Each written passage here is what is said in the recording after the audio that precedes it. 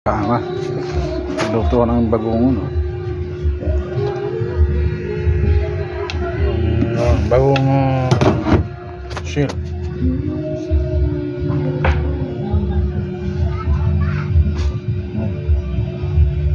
Ano kung ano bang tawag dito sa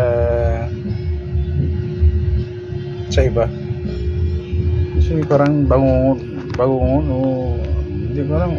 Nakalimutan ko na rin kasi. Nandito na ako sa Manila.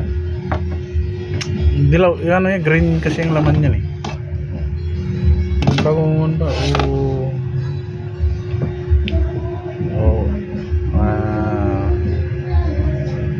Yung mga clamshell kasi sa dagat. Ginataan mga ano, kama. Yan, masarap naman. Sayo na rin ako.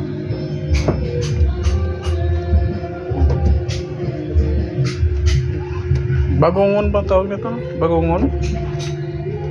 Ano bang tawag sa inyo?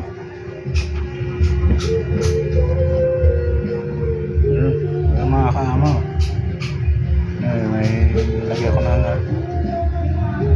isa may talab. Parang may nakadikit pang talaba eh.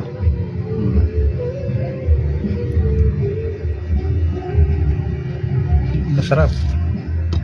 Yung sa nagjijita at saka ano, mga high blood. Sa high blood po, gamot po to.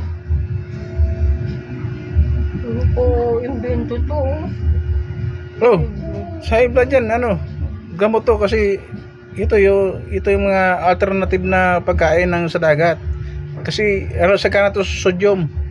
Hindi masarap kumakain ng matamis eh. Sa ang sodium kasi, number 1, ang sodium pumapatay sa ng cells ng mga nung bakterya ng ba sa katawan natin na mataas yung content ng sugar natin. Talagang siya tumutulong. Ayun ang kagandahan dito sa itong tawag na itong bagongon. Hindi kasi nila alam kung ano ba yung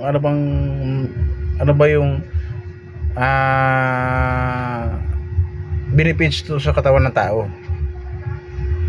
Ito number 1, high blood ka o mataas yung uric acid mo. Ito ay maganda talaga to.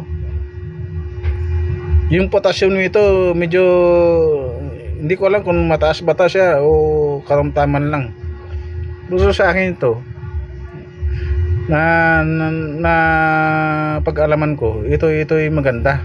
Ito ay maganda sa katawan ng tao. Mataas ang sugar, yun, maganda to. Bento mo. May gumaganon pa. May bang gumaganon pa. Hindi naman kailangan ganunin mo.